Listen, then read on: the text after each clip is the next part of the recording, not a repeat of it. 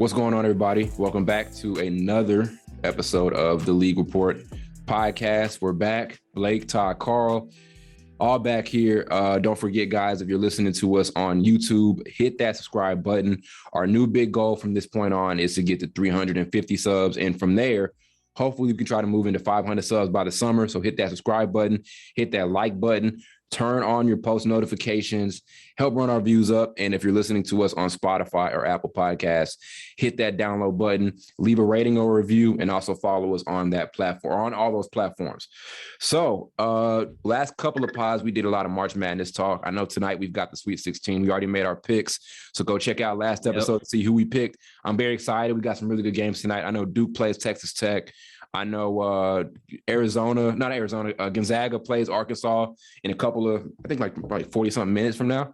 So I'm hyped for tonight. I'm hyped for those games. But we got to get back to some NBA talk because the playoff race is kind of quote unquote heating up. Before that, though, how y'all fellas feeling today? I'm just looking forward to these games coming on tonight, to be honest with you. That's about it. Yeah. No, same goes for me. I'm honestly waiting. Do you know when UNC plays? That's all I care about. I think y'all play tomorrow. Okay. I think. Is it tomorrow? It's either today or tomorrow. Okay. And then we play. I'll be forgetting. Yeah, let me go look at the schedule again because I hella forgot. Yeah. I don't want to say nothing wrong.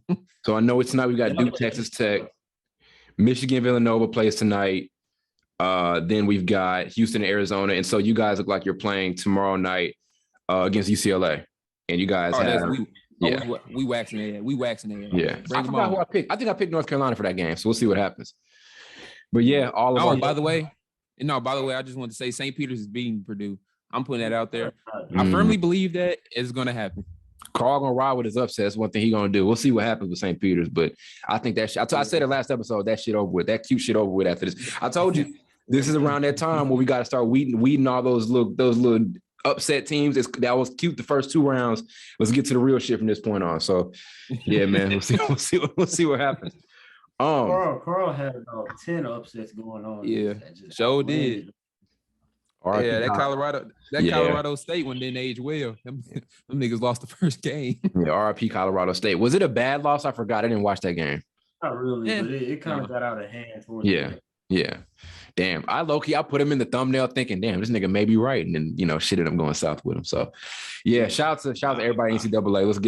Let's get it going with this tournament because I hate how it gets started and I get hyped up for it. Then I got to wait like 4 days for the next round. So let's get that back kicking. Yeah. That's so dumb. Yeah. But at the same time, you got to rest everybody, but it's like, yeah. Come on. At the same time, you don't want to bunch all the games up because then March Madness goes by hella quick. Like I feel like last year March Madness came and went hella fast, and there was nobody at the games. It was so shitty. Yeah. See, you gotta have some games on the weekend though. That's why they kind of space it out like that because you don't want to just have all the games during the week and then the weekend you don't have shit to watch. Yeah. Those weekend games is where you getting the most money from. So yeah, facts. Yep.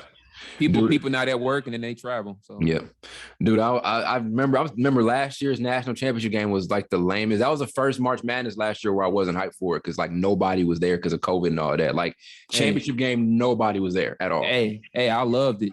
I loved that game. Baylor, because Gonzaga got spanked. They got spanked by what 25. Yeah, for sure. So we haven't talked any NBA stuff for real over the last couple of pods because, as I said, March Madness around this time is pretty much all I'm really worried about and all I'm watching. But I finally got back to watch a couple of NBA games, a couple of decent ones. I mean, nothing really super, super impressive. As I said, like right now, what I think about certain teams, it kind of is what it is. Like there's nothing at this point that's going to change it. Everybody's pretty much got single-digit games left. So we're literally in the home stretch. We're gonna do some playoff preview stuff maybe in a couple episodes from now. But there are a couple little new storylines that came out. For one, I wanna give a shout out to a guy. You guys don't want to give him any credit. Nobody on Snapchat wanted to give him credit. But Russ, over his last 4 games, 22 points a game, 51% shooting, 47% from 3 with 9 assists and 8 rebounds per game. What do y'all think about these numbers that I just listed off for Russ? How many of those games have they won? It's a good question. I want to say 2. It was 2 of their last 4?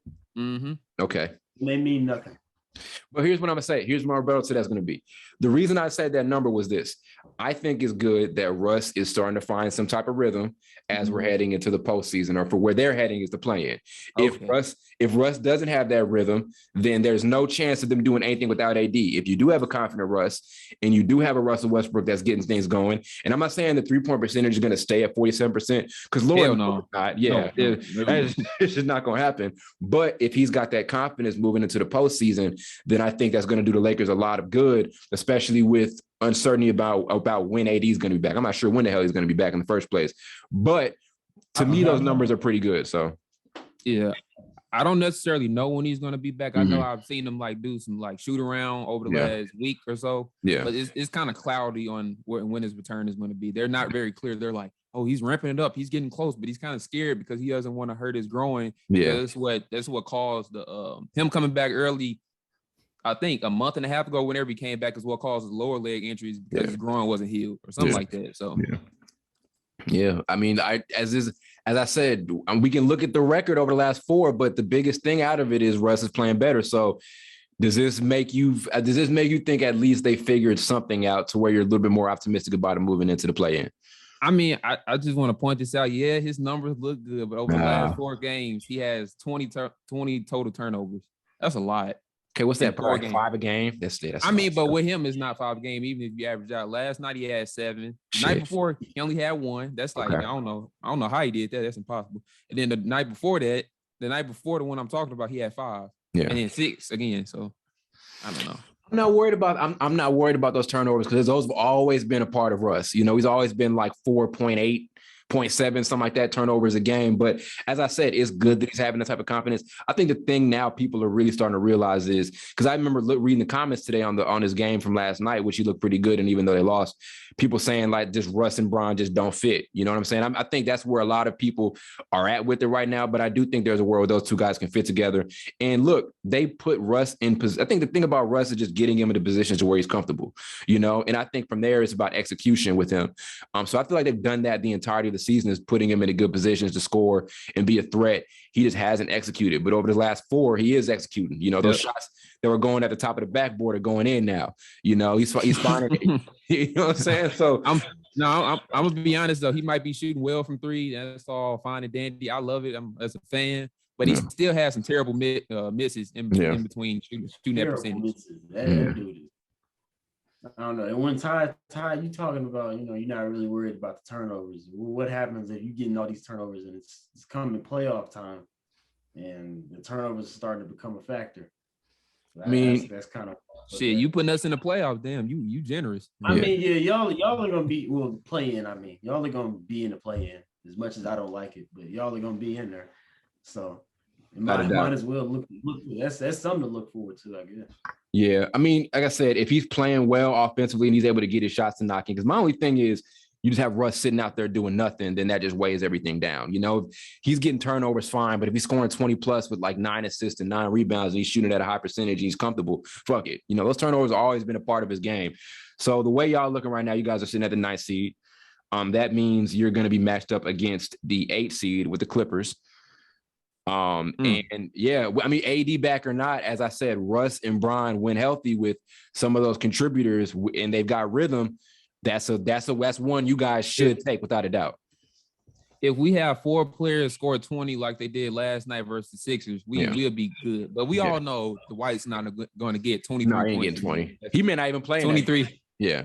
Yeah, that's what I'm saying. And Carmelo can get, I can count on him to get 15, but it's just some shots I'd be looking at he might need to go home. Yeah. The way that, because he just don't look. I don't know. Yeah. You even Ty, you know what I mean. Only when he's in Staples Center, because I never think his shots are going in when they're playing at home. Because it's something about that rim. Like when he shoots it never looks like going in. Yeah. I swear it looked like he shoots the shit too long. Yeah. In the back of the rim. Yeah. But I agree. I think they have enough contributors, even if AD's, because I'm thinking worst case scenario, even if AD's out, there are more than enough contributors for them to pick up a win. So like I said, you got Russ and Bron. Bron is the fucking leading scorer in the NBA right now. Russ has rhythm. Let's go down Malik Monk. Wait, hold on. No, say it again. LeBron to what? LeBron is the leading scorer this season at 30 points a game. You know what I'm saying? You're 19. You're 19. Age 37. Yeah, that's insane shit. You know, then we've got Russ. We don't care. We don't care. You don't care, Blake. You don't care. Let's get to the next topic. Year 20, nigga averaging 30. That's year 19, nigga averaging 30. That's crazy. He old enough to be I'm gonna say. I'm about to say he old enough to be eligible for AARP, and he be averaging these amount of points. Right. So. But yeah, so Russ, LeBron, if they've got their rhythm, there's Malik Monk out there. There's Melo if he's hitting his shots. There are pieces here for them to get out of the play-in. You know what I'm saying? And I think if they're able to, you string together 2 play-in tournament wins, from there you have rhythm, and it's not outside of the realm possibility, even when AD is able to get back, that they find a stride enough to maybe make something out of the season. I think while the regular season was kind of a wash, there's still without a doubt a possibility that the Lakers are able to make something out of this year outside of just a play-in bounce or a first-round bounce. I'm a big rhythm guy, so if I see a team that has momentum, you know, moving towards something, that can mean a lot for them. So if the Lakers get 2 big play-in tournament wins and then get into the first round and end up playing whoever they end up playing in that first round, it's either going to be, I think maybe Memphis or Phoenix if they get out of the play-in tournament. If I'm not wrong, then it's if they have rhythm, a matchup with Phoenix, they're not outmatched if they have a healthy AD. You know, a matchup with Memphis, they're not outmatched at all against a Grizzlies team. They can beat them. You know, so there's still the door. The door is still open for the Lakers to make something happen out of the season. Is all I'm saying. And I think a lot of it revolves around Russ's confidence and Russ's play. So, yeah. I don't know. I have some nights you know, you get that feeling as a fan. Some games you be like, okay, they ain't gonna win this game. I'm not even gonna bother watching it. Yeah, they gonna get blown out. And sometimes that actually happens with them. But then the other games, we have a game like we had last night. Yeah, when LeBron wasn't playing, and you expected Philly to like beat them by 30. Yeah, and they only lost by 5 points. So it's somewhat encouraging sometimes to see them play. But then it's just like, damn, you are giving up 80 points at half. Yeah, like what the hell you expect to happen? Yeah, they're just too inconsistent, bro. That's all. Yeah, it's too inconsistent. And at times that inconsistency can stretch for games. Yeah. They're consistently inconsistent. Like that. Yeah. Kind of like that. Especially in the second half. That was a horrible start to the second half of the season where they like had way more L's than dubs, you know. But like I said, hopefully they're able to keep it. I mean, I know they lost last night, but it probably would have been a different story if LeBron was there. They played a fully healthy Sixers team, you know, made it competitive down to about the 2-minute mark in the fourth quarter. I got to go back and look. But, you know, like, as I said, you know, if Russ, everything revolves around how well Russ is going to play to me. You know, we know we're going to get from Brian. We know there are going to be a couple role players who are going to step up. You know, some nights going to be Austin Reeves. Some nights going to be Malik Monk. Others it could be Melo. Others it could be whoever it is. You know, Russ just has to play well, you know, and if he plays well, then I think the whole thing works. And so to see him have this, I know it's a 4-game stretch and it's kind of short, but there was never a stretch this season. I don't even think last year where he shot it this well from 3. I don't think there was a 4-game stretch where he shot 48 from 3, 47% from 3 in the last 3 or 4 years, maybe. You know what I'm saying? I'm trying to think, you know. I think he actually probably came close last year when he had the good second half of the season. He probably did. Yeah. Yes. Yeah. You know what I mean? And like I said, it's all about confidence with him. So if he's able to keep it up, hopefully, and you know, that they should be able to make something happen. Like I said, I don't want to throw this season away. I'd love to, you know, but you never know. And look, it can end up going, this is how it can go. It can end up confirming everything, saying, yeah, this season was bullshit, or it could end up being one of the best comeback seasons in NBA history. You know, you start off really rough. That's the upside. That's the upside. You know what I'm saying? So we'll see what end up happening with the Lakers. The upside is very, very, very far away. Yeah. Yeah. But it'll be hell. I hear what you're saying, but it just, I've seen them play so bad for so long. Seems like the whole season has been more down than up. So when that happens like that in sports, rarely do you see. So that goes with your point, though. If it does happen for them to get deep into the playoffs, that's something. Yeah. Like if they turn this shit, they flip this shit into like a fucking finals run, it'll probably be crazier than Brian's 2018 shit where he carried them to the finals or whatever. Maybe. I don't know. He's got 2 other all-stars. So should have won game 1 of the finals. You said too bad it won't. I'm gonna just put that out there. Should have won game 1 of the finals against the Golden State. I don't want to. We all know what happened. I'm just mentioning that the refs. You know, the refs sold that game. That's all I'm gonna say. What pisses me off though is LeBron acted like we can't win any game after this. You know what I'm saying? Like it felt like after game 1 he threw in the towel. I was like, nigga, y'all come on, just get that. Yeah, I remember we was talking about it. What'd you say? He said that's not what greatness does. Oh, okay. Yeah, because I remember we was talking about it when it happened. I was like, he doesn't look the same after game 1. He played completely like like more passive than he normally does. But then come to find out, he kind of looked a little soft after he lost that fourth game. Came in with that cash. I'm a fan. I'm a fan of his, but I had to admit that was what you call it, Todd, milk toast. That was soft. Yeah. I was on LeBron is the GOAT train heavy that year, but when he brought that cast out after game 4, I said, "Oh no, I can't defend this shit." I was like, "No." I'm like, bro, even if it's a true injury, just like put the cast on after. Like, bro, you the one wearing it during the game, so obviously you didn't need it that much. Yeah, I was like, "Yeah, you don't be doing that," but yeah. Like I said, they can flip this season into something really, really positive. It's up to them. You know, as I said, it revolves around how well Russ is going to play. Coach Vogel's got a lot of different lineups he can go with. They can go small. They can go big. We saw it last night. So they have all season, they've had the tools. They just have to execute, you know, and that's why I also still have a level of confidence with them is because they still have all those tools. You got to get them in the right, get them in the right direction. And as I said, having Russ played as well over his last 4, moving towards the postseason is a part of moving into the right direction. So maybe a little too late, but it could be of some benefit to them. So yeah, I think there is no accountability on that team. None at all. I think that's the problem. Yep. You know, when you make a mistake in life, you say Russ is one of the big. You know, you make a mistake in life or something, you get a bad grade on the test, you be like, that's my bad. Yeah. I ain't study how I needed to. With basketball players and athletes, I feel like the great ones, he's great, but I'm just saying they always hold themselves accountable. And Russ hasn't done that. Not at all. Who else hasn't done it? Is anybody playing that's played that bad? Probably. Anthony Davis hasn't done it somewhat either. Yeah. If I'm being honest. When he was healthy. I mean, he hasn't been there enough to do it. So no. When he had a period of time where he was healthy, probably a couple, like 2 or 3 weeks, and he didn't look good. AD's thing is this. Look at this what AD and Russ does. Y'all know what I hate with AD is. AD will say every night we suck. You know what I'm saying? I'm like, okay, no. No, my bad. I gotta say, he said we suck. I gotta be better. I'm like, okay, that's cool. Yeah. You come back the next game. That's what I'm saying. Yeah. No, he'll come back the next game and still only have 18 points and 10 rebounds, which is good numbers for a role player / off the bench type of good player. Borderline all-star, Borderline all-star. Now when you getting paid that much money and you're, self-proclaimed superstar. Yeah, you talking about Russ. You talking about Russ averaging 20 and shooting 50% over the last 4. That's cool. But you ain't doing too much anything either. He's making $40 million. Yeah. And he's only averaging 20. That ain't good enough for me either. But hey. I mean, it's good. Okay, those are good numbers. That's a whole different thing. But yeah, true. I feel you. I was gonna say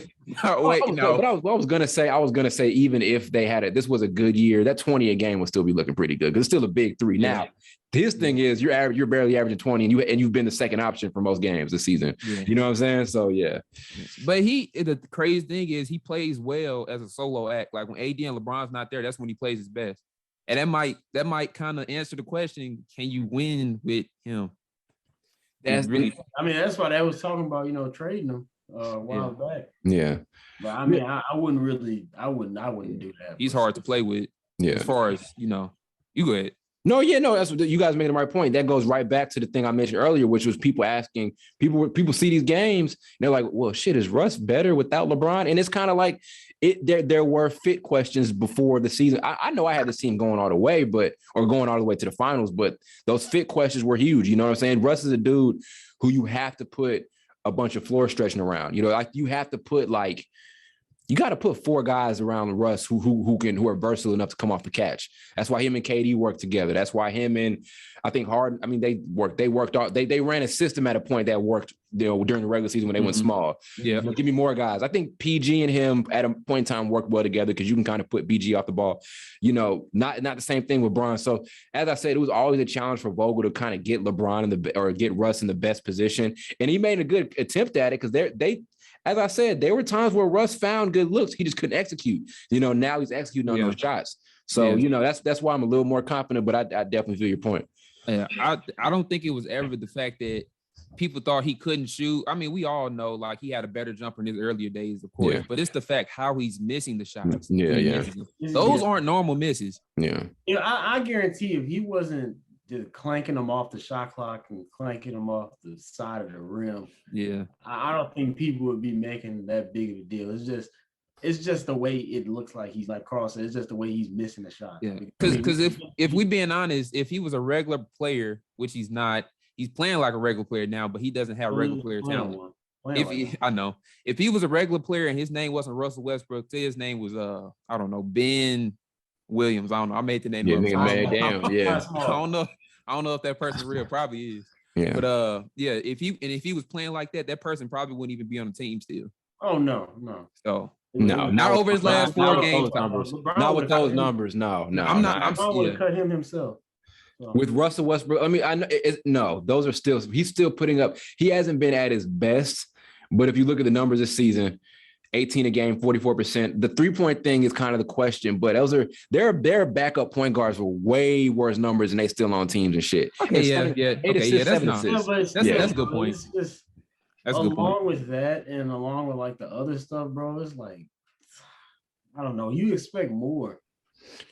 Yeah, I didn't. I think most of I did, and I think most of it, like I said, is a fit thing. We all knew it was going to be a weird fit with Russ and Bron. We all knew that, you know. And I think him trying to navigate through that and also not try to steal the show from LeBron because he knows it's kind of. I think that's where he's at. I think Russ is in a period in his career to where he's not. He's trying to embrace that second option role because the narrative about him a couple of years ago was that he's this dude who wants to be an alpha and he can't. So when a guy hears that, people start thinking, oh, he can't blend into a championship team. He can't play second fiddle or whatever. Because it was weird. So when it started off, people were saying he was just second fiddle, right? KD leaves. He's trying to solidify himself as a number one. People criticize him again and say he can never adapt to a winning team. Now he's kind of in this position where he's trying to prove, hey, I can adapt to a winning system.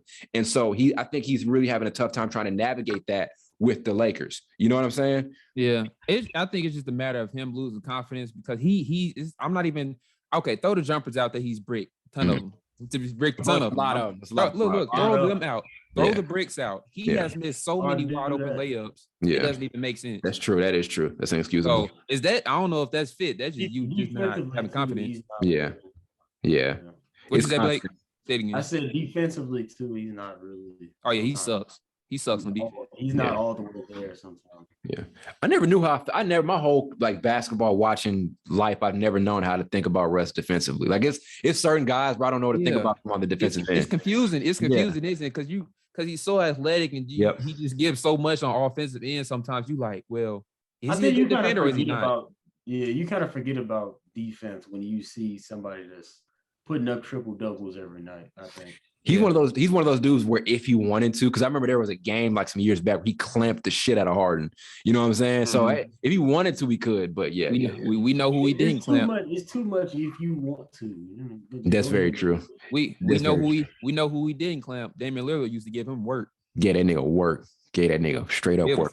And then Damian Lillard, he don't really even play defense. He'll come on the other end, kind of lock him up, not lock him up, but Russ will miss a shot and they'll be clapping at each other. Oh, I missed that battle, bro. That was some funny shit. Was Russ ever the same after that Blazers thing?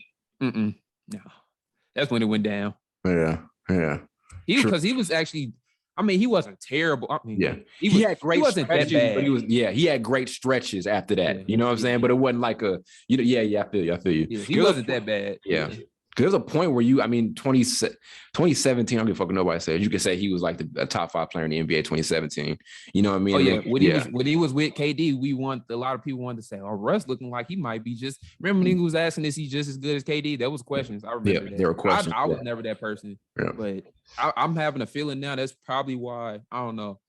KD probably felt that, I don't know, probably Russ was the great pairing with him to win a championship. Yeah. He kind of felt like, not that he was a ball hog, but he probably felt I can't win with this dude. That's what it showed me him leaving. Or I think he wanted to rush the process of winning. You know what I mean? That's a very good conversation to have about the Russ and KD thing. Is I think it was less about people made a lot about them two on the court together. Them two on the court together made three Western Conference Finals runs and a Finals appearance. So they were. Yeah, blew one of them. I still can't believe they blew that lead. Yeah, because I think they would have beat the Cavs. Yeah, close. Mm-hmm. Like a failed pairing is like, give me some failed duos or trios or whatever. And like a failed pairing is Dwight and Kobe, or a failed pairing is when they. Yeah, go ahead.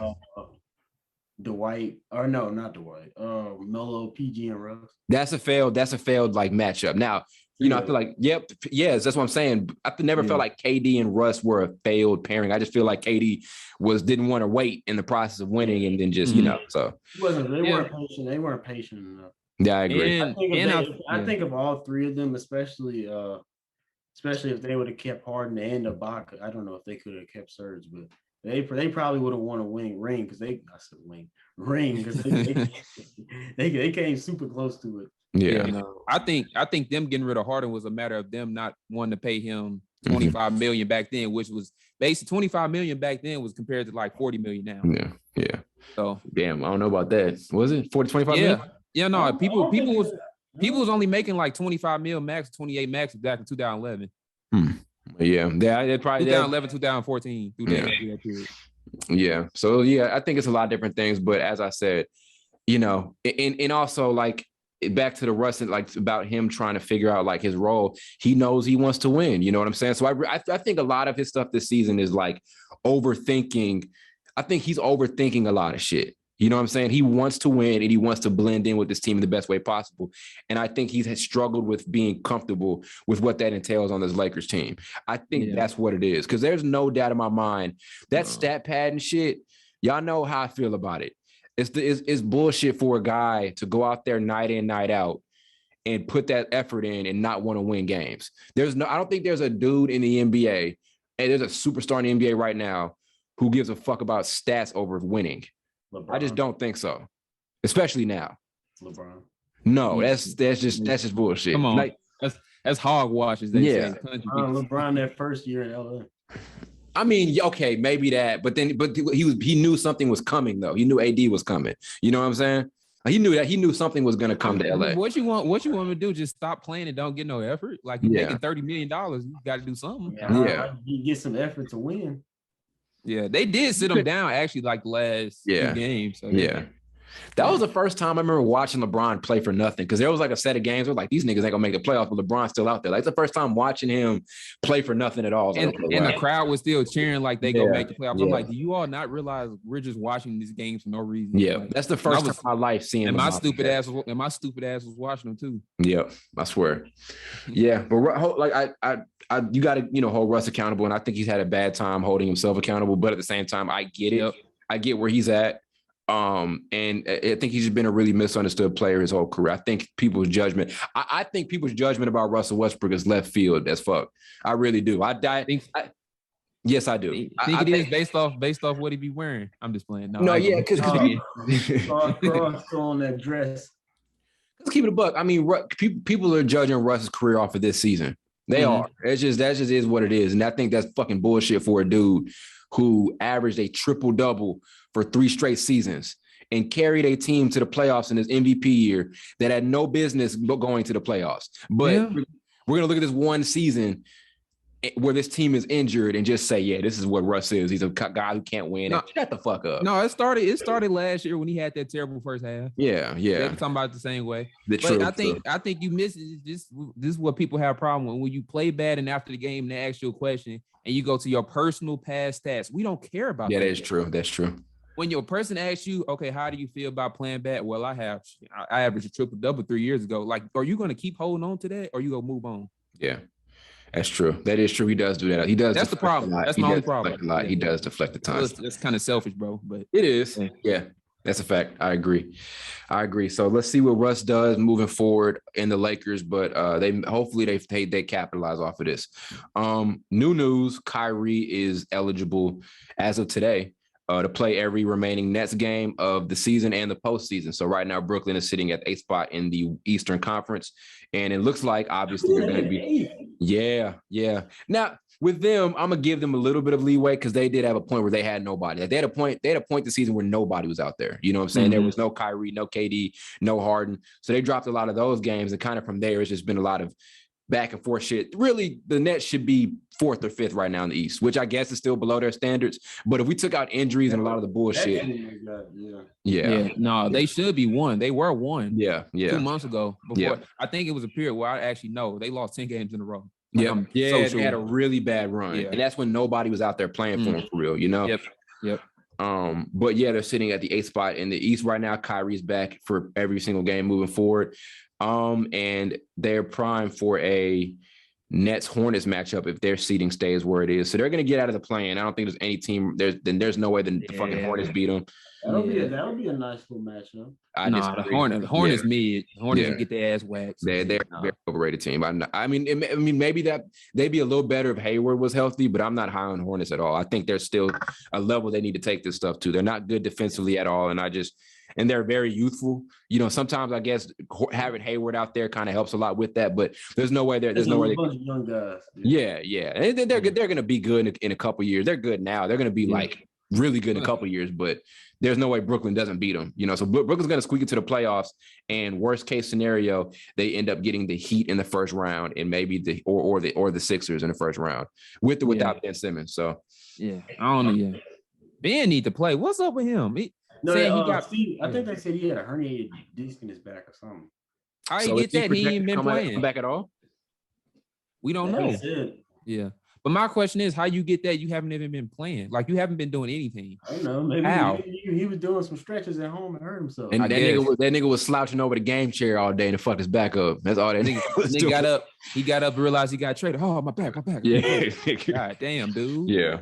I mean, Brooklyn, I look at the Nets and I think their championship hopes are still without a doubt alive. I think, just the duo. It's so funny. As I said, we said this a lot over the last maybe couple of years about the Nets.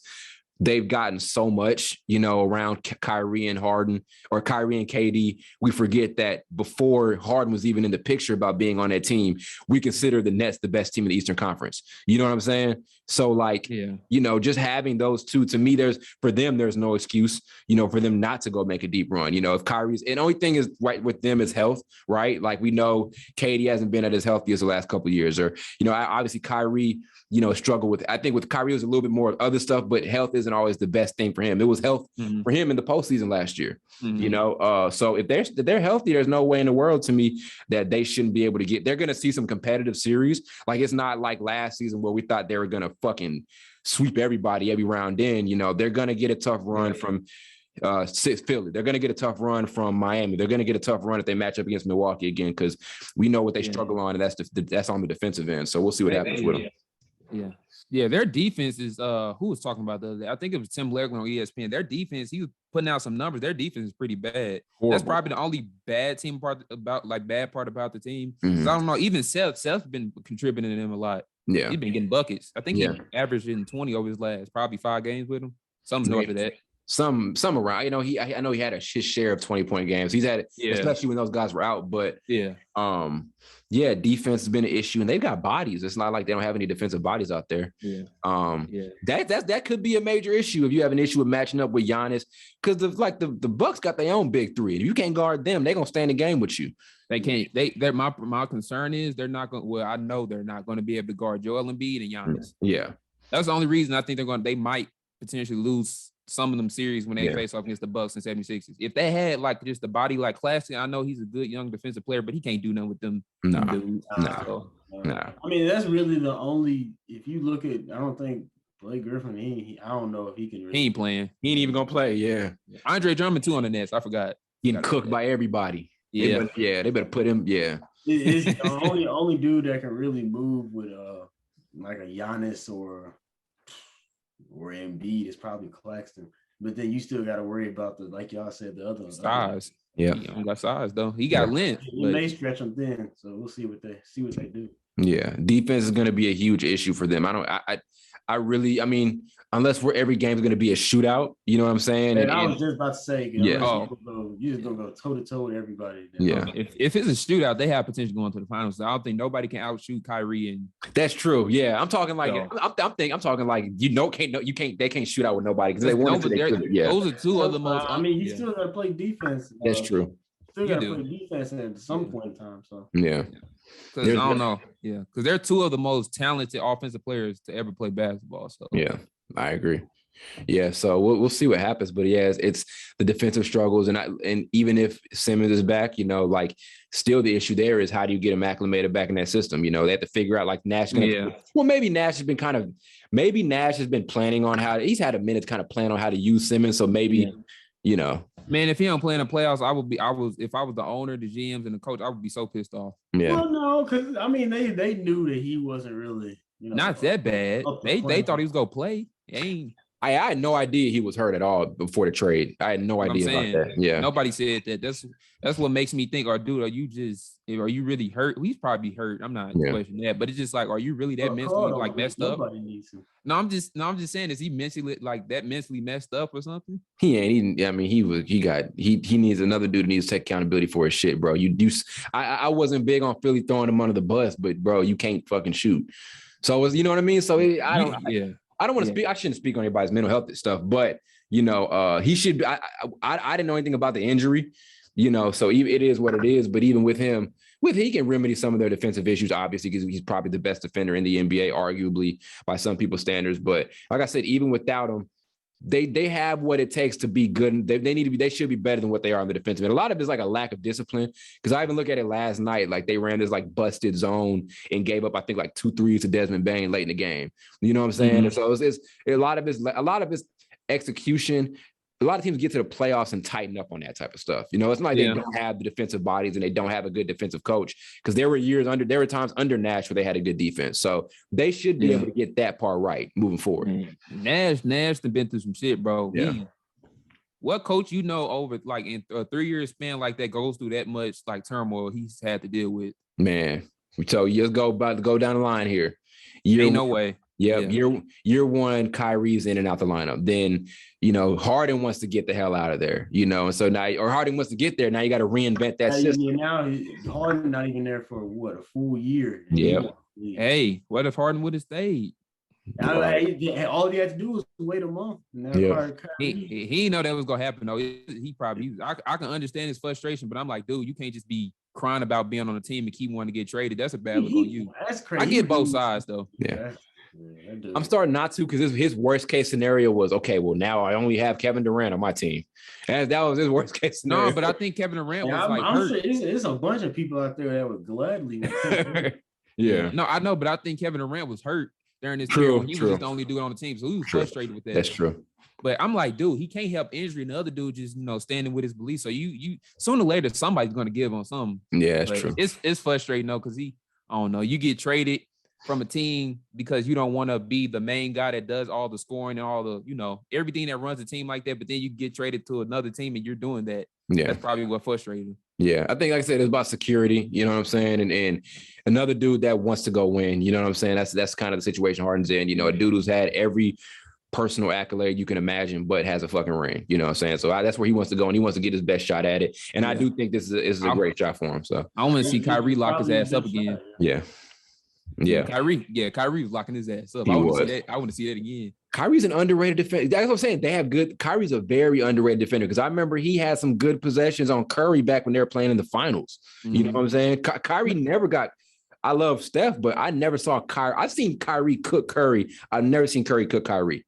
At least in a finals game. At least. Kyrie was no doubt the best point guard on that floor in them series. Yeah. Even when he broke his kneecap that game one in 2015, 2015, 2014, 2015 finals. Even when he broke his kneecap in game one, he played better than Curry. Facts. Yeah, that's why I talk about. It's not even about you having the talent sometimes to play defense. It's about effort. Yeah, a lot of defense is effort. Look at Luka. He's playing better defense. He's not fast. Yeah, it's his effort. He don't have lateral quickness at all on defensive end, but he's just giving effort.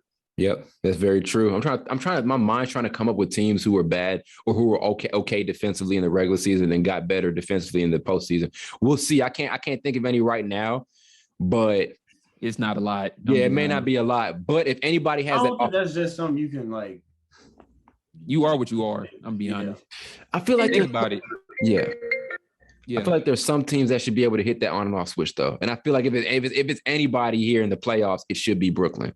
It should be, but if you think about it as far as like rating, like defensive rating, if you look at the top 10 teams and if you transition into the playoffs, those are the teams that always are like still the top defensive teams in the playoffs. Yeah. Rather than the bottom tier, I don't never really see them convert out of nowhere. Just convert into a great defensive team. Very true. And on top of that, we've never seen a bad defensive team get to the finals the last couple of years. Phoenix, Milwaukee, 2 elite defensive teams. Year before that, Raptors. Yep. Great Golden State. Team. Lakers, bubble, yeah.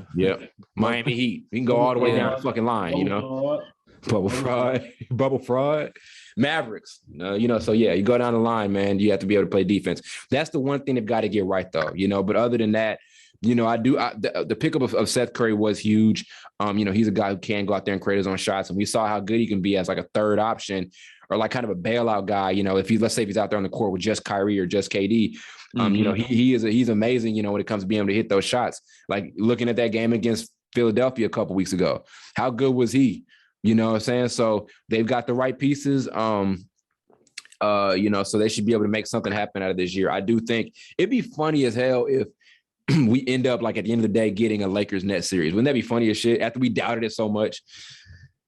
Yeah, it's I doubt it. Who knows? Blake don't want to see it. He don't want to see LeBron in line. I know, but I mean, we've been hyping this. People been hyping that up for years, and it's like I'm over. People have been hyping up the Lakers Clippers, and I told you all the Lakers Clippers. We want it to happen, but it's not gonna happen now. I don't see that happen. May happen next year.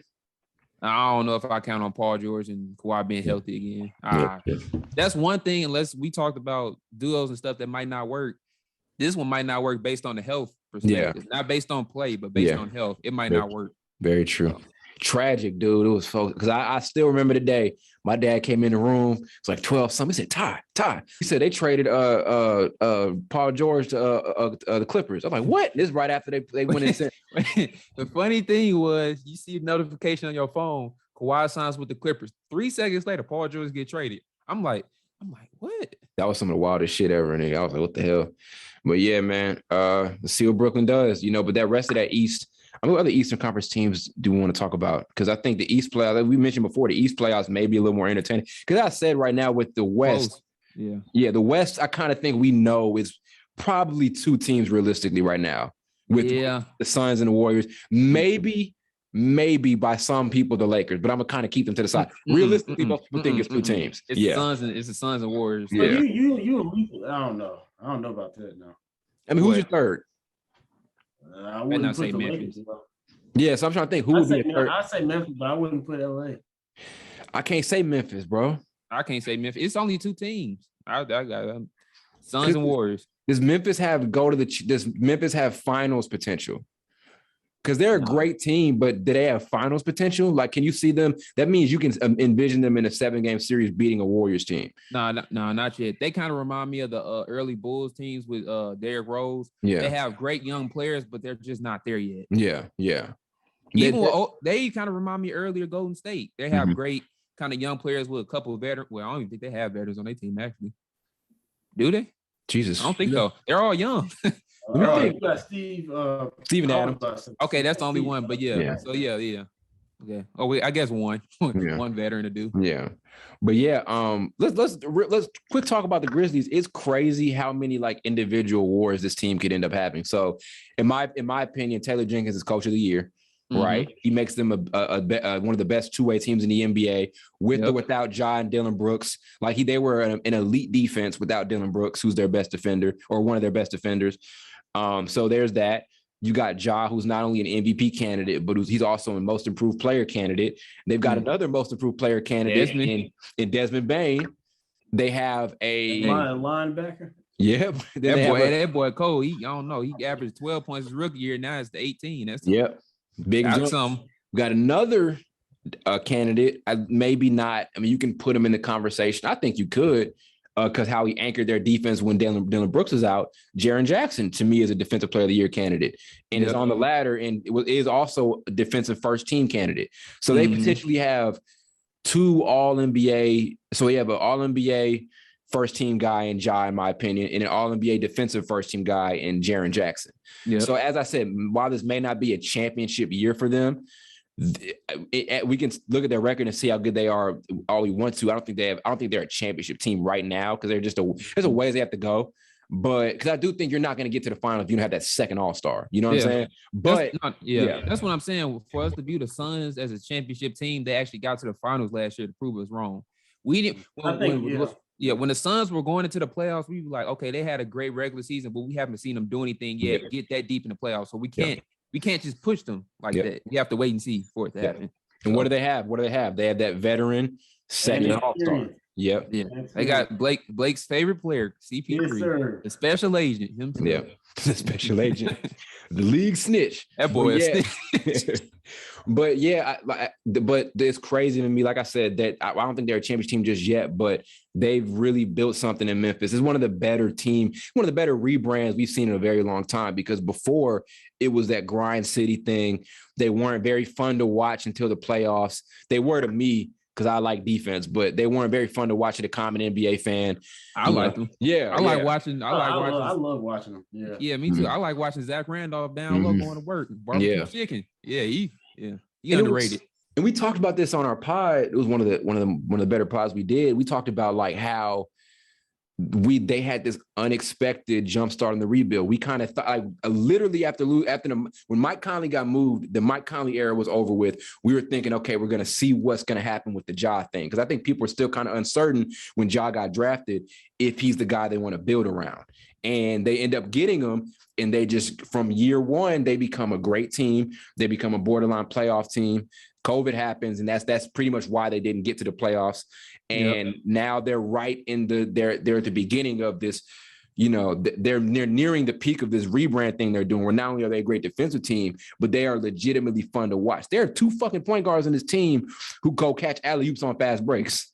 You know what I'm saying? So yeah, I don't know. New Orleans probably wishing right now, based off Zion health, they would have drafted Ja probably. Yeah, I know there was some reports that they tried to draft, trade up and get Ja too. Yeah, that would have been wild.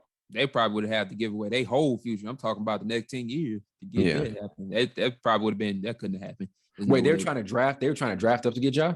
Yep. That was impossible. To pair him with Zion. I don't know how they would have did that, but still. They try to do that? I'm thinking that, what? Because then Zion went one. Yeah. And Ja went 2. That's impossible. They was trying to 1 and 2 to get Zion. That would have been funny as hell. But that'd be crazy. Then they had a player cap on the draft cap through that. Yeah. Wow, I didn't know they really tried to do that. Was it on draft day? Draft night, I think, yeah. Yeah. It's dumb. They really tried to do that shit. I really wish Zion got drafted by the Knicks, though. I don't care for the Knicks, but just seeing a dude windmill in Madison Square Garden, that's kind of crazy. Yeah. That whole city. He been always talking about, I would love to play in New York. That's where he want to go. He one of the most passive aggressive niggas in the NBA right now. Yeah, bro. I don't know. He'll say something mean, but with a smile on his face, you don't know how to take it. Like, I don't know. Fuck Pelicans, nigga. I don't know. I know one thing. I beat your ass, bitch. Smile on your face. I don't really fuck with the team like that. You know what I'm saying? That's how a nigga be. But yeah, shout out to the Grizzlies. They built something. It's amazing. It's really one of the best. I can't even call it a rebuild. It's an immediate rebuild that wasn't expected. They end up getting the coach they want with Jenkins, those post Dave Yeager years. So it's great to see. Yeah, shout out to him too. He's back on the sidelines coaching. Yeah, I think he's battling cancer right now. But so we'll see what happens. As I said, I think their ceiling is maybe a step further than last season. Which I think is going to end up being the second round, because last year they ended up getting first round and outed. Yeah. So let's say we stopped it right now. And let's say, so if the Lakers are sitting at 9. So let's say that we end up going Timberwolves 7, Lakers get the 8 seed. You go match up against the Timberwolves. Carl talked about that a little bit. That to me, they're beating the Timberwolves. You don't think so? I don't like that matchup for them. I really don't. I think they can definitely lose that. I know it's a big if, but I don't know. I don't even like saying if. I'm saying it's a big if, and I'm saying it. Yeah. If Karl-Anthony Towns on this shit, averages 25 plus. Anthony Edwards is averaging 22, and then D'Lo averaging this 20 or 18 or whatever. I think they can definitely beat them with the scoring. They can score. The problem with the Timberwolves is their defense. But they can score 130 points on anybody on a given night. I doubt against the Grizzlies though, because then now you get down to matchups. Dylan Brooks can have. Who go guard Karl-Anthony Towns though? Jaren Jackson is a Defensive Player of the Year candidate. Yeah, I think Jaren Jackson can do it. Yep. You think he can handle him? Yeah, without a doubt. I think without a doubt. Yeah. Okay. Yep. And I think Dylan Brooks is a perfect matchup for Anthony Edwards. Dylan Brooks. Yeah. And they just have a good team defense. Yeah. Anthony Edwards gonna handle that. I ain't worried about him. We'll see. That'll be fun to watch though, because they're like, that'll be a very fun matchup. But I think if you go from matchups and the point that they just have a great defensive system, I think they can take care of them offensively. Now I'm about to say, what if because it's possible for the Timberwolves to jump to Denver. I know they're not that far behind from Denver. What if Denver faces Memphis? They can beat them. That's a good question. I think they can, even without MPJ and not Kyler Murray. Why do I always want to say Kyler Murray? Jamal Murray. Jamal Murray. I think they can beat them. I'm taking the Grizzlies in that series, but that's going to be a 7-gamer. That's going to be a 7-gamer, without a doubt. I'm talking. I just need to see. I just need to see from them. I know they've had some pretty decent first rounds like last year. Who did they beat? No, they lost in the first round last year, but they had some good playoff practices, as far as trying to get to play in the last. Yeah. So they have experience as far as that goes. They have that. Everything is at stake game experience. Like, that's the thing, man. They did a year 1, they did a year 2, and actually ended up making something out of it. Yeah. You know what I'm saying? That's why they're going to be a tough game 17 for anybody. You see the stages just increasing, so maybe it's time for them to get out the first round. Mm-hmm. I got to see it though first before I believe it. No matter if they were 1 seed, I got to see it first. That's the type of scout. That's the type of scout I am. Yeah. I got to see it. I ain't scouting. Yeah, you probably you probably spectating. Spectating, my bad. Yeah, that's what it is. Yeah, because you're scouting, you like, they're gonna be like, what do you think of this kid? Like, all right, we gonna see. They want you. No, if I was a scout, I don't know. I'd be a bad scout. I'd be a bad scout. You don't want me to be a scout. What do you think of this dude's game? Shit, I don't know. Yeah. I know I'm better than him. I say some shit. Right. So yeah, shout out to Memphis. I do think there's a world, even where if they end up meeting against Denver. I do think there's a world where they end up getting to that second round. And from there, you're talking about, it's tough from there. You're talking about maybe meeting Utah or go. I can't think of a bracket right now in my head, but it maybe not past second round this year, but they get to second round. Once again, you look at the season as a success. They get out of the first round, or they lose in the first round. Some fingers are going to be pointed, not a ton. It'll be like next year when fingers are going to get pointed if they're not able to get out of the first round, Yeah. But for them to get to that absolute next level, they're going to need that veteran all-star type of guy. I think they have something impressive enough that they're building towards to where a guy would want to come over there, or maybe they have some assets they can move over, maybe. Mm-hmm. But that's what it's going to take for them to get to that championship level. Yeah. Because all their matches. Bradley over there. You said what? I said, go send Bradley over there. Bradley Beal. Ooh. He want to sign that max. He said he want to sign that max for Washington. He said he may go to Miami. Yeah, I'm reading that too. But my thing is, who I don't know. He seems set on that $50 million. He does seem set on that. That's the thing. That's why I didn't listen to Miami. Let's be honest. Yeah. I think all of us would probably take it. Yeah. Who wouldn't? That's what I'm saying. But it just he didn't make. I'm pretty sure. I don't want to count. I don't like counting people's pockets. But I'm pretty sure he didn't make. You don't like pocket watching, girl? No, I ain't pocket. I'm just saying. I'm pretty sure he didn't make his endorsement money, all that type of thing. So sometimes some dudes part towards winning over getting paid that much. Yeah, I wouldn't. He want another back end. Hey, no, I wouldn't. Give me that money. I'm losing. Right. I don't care. I'm winning in my account. Right. Bank account. That would be dope if he went to the Grizzlies, though. That would be dope as hell. And they could definitely pay him too. I mean, they have to pay Ja. I know one guy probably have to pay the summer's Ja. They have a lot. They have a lot of capital because they don't have any like major crazy contracts. No. Past Ja, like Ja and Jaren Jackson. These are just a bunch of really, really, really good role players. You know what I'm saying? Now Desmond, maybe not, but past those three, these are maybe. Yeah, I think Desmond is just a really good role player. I don't see him like making an all-star team type of talent. Tough to judge him now since he's like just in year 2, but you know what I'm saying? That's kind of where they're at. But yeah, man, it's crazy. It's crazy. They can make something happen. They should be able to make something happen this summer to kind of take them to that next level. I never thought looking at Desmond Bane's jump shot, it'd be going in like that. It just doesn't look like it'd be. He'd be switching everything he take. Yep, that's very true. Very, very true. Shout out to the Grizzlies. Let's talk about the East a little bit. There's no clear-cut favorite in the East. I'm hearing things about. I want to talk about the Bulls, and I want to revisit something I said. I never believed in this. I thought they were great to watch, but Carl mentioned they're not great against good teams at all. That's that's what people have exposed them on since day one. Yeah, let me just state their record. It's like something crazy against top 5 teams in the East. They are 1-16. Something crazy like that. It might be 0-16. I think it's 0-16. It's something ridiculous. Like they haven't even. I don't think they won a game against the top. Yeah, I think Actually, I think you're right. It probably is 0-16. That sucks. That's bad. That's bad. That means all your wins been against bottom tier But, team. I mean, I saw somebody on Twitter talking about, is this kind of because, well, I wouldn't think that, but I mean, I was talking about, is this kind of since Lonzo's been out? Because he's been out for a while. So. It's somewhat, he has a big contribution. I don't know. He's a big contribution to that team. A bigger contribution than what people think. Yeah. But you've got, then again, I think defensively more than offensively. Very true. Because defensively they fell off too. They were one of the top in the NBA. Now they're bottom half. Now, they got, so the record thing. This is another team that had a very inconsistent roster. Levine missed a short stretch. Obviously, Lonzo hasn't been there. Caruso hasn't been there. So that can explain some things. Like Patrick Williams. Patrick Williams, my bad. I didn't mean to. Patrick Williams just came back. So those are a lot of dudes. 3 defenders. So that's what I'm saying. So it's not with 3 defenders, and one of them is a legit scorer in Zach Levine. Yeah. Kind of missing games. So I have to, I don't know. I'm giving them a fair shot and try to see them all together healthy, then kind of do it. But they've been playing pretty bad lately. I think my thing also is I mentioned this before, is experience. You know what I mean? I really do. Mm-hmm. Zach Levine's never been to the playoffs.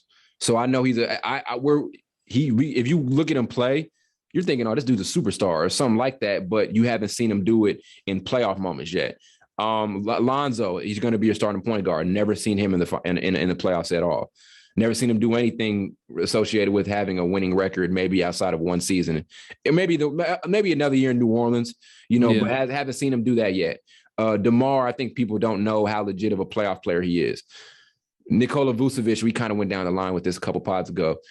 Okay, like he doesn't have anything outside of the first round. Yeah. I don't know. Caruso's your only guy there, but how much is that gonna? You know what I'm saying? So Tristan Thompson's there, which could give you, Tristan, he rebound. He not. I be making fun of Tristan sometimes. He's a hell of a playoff rebounder. Yeah, but he's not. I don't know how much he's contributing on the court right now this season. Not too much. Not too much. Yeah. Blake ain't lying. He airballed a free throw the other day. It was bad. You see his face? He did it too. Yeah, he said, "Ooh." Yeah. I don't know. It feels like it was so long ago when we were talking about Zach Levine and DeMar DeRozan being top 5 MVP candidates. I remember it was the second week of the season or something like that. Mm-hmm. So I don't know. I think people forget how cold Zach Levine is because he's been out. Yeah. Like, this is dude. These are 2 dudes that's averaging 25, or I think at one point both of them were averaging 20. One was averaging 25, and then DeMar DeRozan was averaging 26 or 27. Mm-hmm. That's rare for a duo. Very rare. Yeah, right. I think I'll give Levine 25 right now, 24.5, and I'll give DeMar sitting at 27.6 to 28. Yeah. And so, like, the thing with that is I think this stretch of uncertainty with Chicago kind of affected how I looked at DeMar as far as the MVP case goes. Like I had him at the top, and then now I think I've got him sitting like, I had him at the top too, but that stuff like that is hard to sustain. Yeah. So I've got him sitting at, man, like 5 or 6 probably. Yeah, I got him. He may be like, because I mean, let's go down the list. Who has a better case? Joel, Joker, Ja's got a way better case than him. Luka, I think at this point is a better case than him. You think? I don't know. You think Ja? Because I've been thinking about Ja. That missed a lot of games. Ja's got a better case than him. I agree with you, but I just realized Ja missed like 17 games this season. He did. Yeah, he did. I didn't even realize that. Mm-hmm. But a lot of the stretch of bullshit from Chicago, DeMar's been a part of that. You know what I'm saying? Now he's putting up his numbers, but you know what I'm saying? I can't. Ja's led it. Now people are gonna do a thing with Ja where they're like, oh well, he hasn't played this many games, and they were good without him. But end of the day, this is a point guard who's under maybe just 22 years old or younger, who led his team in the West to a top 2 record. That's what I'm saying. Yeah, I don't like when people do that. Oh, they won games without him. Okay, that's a good thing. Like, why are you making that a bad thing? I've never understood that. Why is everything like when people make these judgments, everything is based off of if he ain't there, he ain't all that. Like, shut the fuck curse. up. It's the curse of social media. I always said it's a praise that something like that came like to the world, but it's also a curse. Yeah, so it's disadvantages and advantages of social media. But you said it to say this. We talk about MVP. Who's your one right now? I don't think we have the same one. I'm be honest. I think I'm sitting at Joker at 1, dude. I think I'd come around to that because it's just how good this team has been without anybody, and how like it's really, people haven't paid attention to it, but they've been so good offensively, and they've been staying afloat. This team should be like 7th or 8th, but they're not. You know what I'm saying? And they can fall off easily. They 6th. They can fall off, but he's kept them relevant, and his numbers are off the fucking charts, nigga. So I think Joker's my 1. Blake, who you got? I got Jokic. Yeah, I got Giannis. I got Jokic, and then I think I still got Embiid at 2, and then Giannis probably like at a close behind Embiid. Giannis got a better case than Ja. Yeah. Especially since Ja's been missing a couple of games. Yeah. You got to give it to him. We haven't been noticing. I guess I don't know. A lot of people have. He's been putting up 40, 18 rebounds. He had a 50-point game. He had a couple of 50-point games this month, I think, at the start of it. Obviously, his numbers are something crazy. He averaging 30 and double-digit rebounds. Yeah, I'm putting him at 1. Back to back. Yeah, I'm putting him at 1. Yeah, and Joker at 2. Yeah, and Joel at 3. Joel averaging 30. I don't know. That's a tough one. Joker's so off the chain. I think going head to head between people, I think you should look at kind of like records just to kind of as a tiebreaker. I think, personally. By that standard, Josh should be above Giannis. Yeah, but Ja, no. When you talk Ja, I mean, when you like, he's factoring into the games he played. Yeah, it's still you still got to be playing a lot of games to be doing. You can't be missing a bunch of games. But I'm talking about if you got somebody like who was I talking about? Like a Jokic and an Embiid. Yeah, they're like neck and neck. I think you should probably factor in how their teams are doing record, because I don't know if I would give it to somebody that's 10th place, 8th place in the in their conference, barely making the play-in, or like barely almost above the play-in, over somebody whose team is 2nd, 3rd, 4th, maybe even 1st. Yeah. What if they're carrying their team? Go look at Russ versus Harden in 2017. Yeah, but what Russ was doing, that's true. Nobody else was doing. But Joker's almost doing this double. He almost doing the same shit. Yeah, that's what I'm talking about. He damn near doing the same shit. Yeah, that's what I'm saying. The Nuggets aren't too far off from. I wouldn't say the Nuggets aren't a bad spot for Jokic to be doing what he's doing. You know, especially with nobody around him, he still got them in a middle of the conference. Yeah. So. Yeah, I think it's probably a foregone conclusion that they're probably going to get the 6 or 7 seed, because I think the Mavericks have kind of breaking away from them, broken away, however you want to say it. Let me see here. I think they like made the gap a little bigger between. They got about a 2-game gap right now. You know what I mean? Okay, so we'll see. I remember it was tied. Like, well, that's not a big enough gap. They can lose that. But, yeah, Joker. I kind of see what Blake's saying, but then again, it's just like with Todd's point, if you carrying a team, sometimes that record stuff goes out the window. Mm-hmm. But if it's a close race, sometimes they do look at who has the better record. Yeah. Sometimes it depends how the voters look at it. Factamundo. Yep. So it's crazy though, because you guys even mentioned having Giannis in y'all top 3. Once again, 7-footers and these bigger guys back in the MVP conversation after so much was said about that position being dead and all that bullshit. So, shout out. You got 3 of them. Yep. In the top 5. Yep. It's insane. 2 centers, even though dude's the size of a center in Giannis, but he doesn't play really. He plays like a point center. I don't know what he plays. Sometimes, yeah. It's pretty impressive. 3 big dudes, big guys, top 3 MVP candidates, and all 3 of them have potential to win it. They can. You can argue for anybody. That is a fact.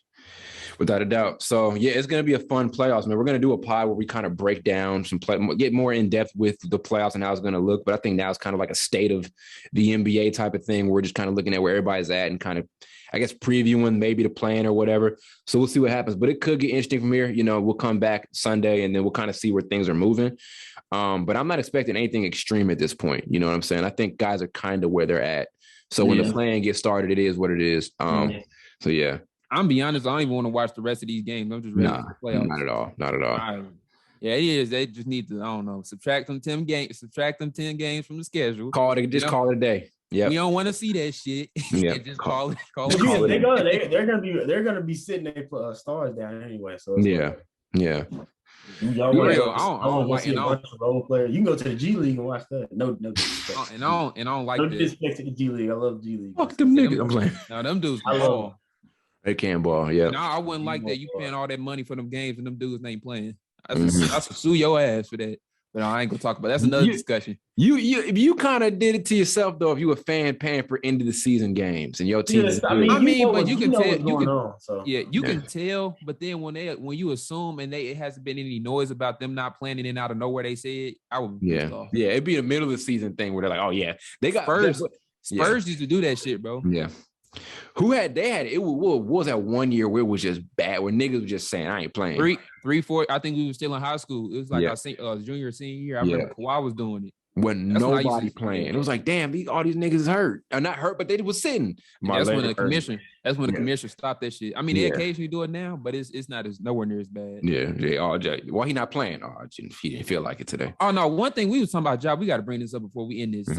Some people just have to stop being on TV. Yeah. They it's getting to the point where it's just Jamie Foxx commented on that post that First Take mentioned on Instagram about Mad Dog. That's his name, Mad Dog. I forgot his last name, but his nickname is Mad Dog. Where the hell does he come from? I don't know where he came from. I think he got that show on FS, same channel that Undisputed comes on. I think he sucks. Yeah, he's been covering for like years. I don't watch him. They call him. They said he skipped from Wish.com. That's what they said. Wish.com. That's what I was thinking. I was like, who this motherfucker? Yeah, he's ass. Yeah. Because Jamie Foxx commented on one of the posts they made on Instagram. ESPN First Take did. He was like, "We gotta just stop this on used saying outlandish shit just to get clicks," which is true. And I don't know. Everybody doesn't need a platform. Yeah, and I don't know how people can still watch. There's no when you listen to honestly, when you listen to sports podcasts, there's no reason to want to listen to First Take. Yeah, you know what I'm saying? Because First Take, why would you settle for less insight? Yeah, because First Take gets. I don't know. But he said, to make it clear, I don't know if I made it clear. He basically said Ja Morant is better than Allen Iverson. I don't know if I said it or not, but I just wanted to that was. And that's just disrespectful. Like, it's not even like it's a take. It's just disrespect because he was off that hen dog.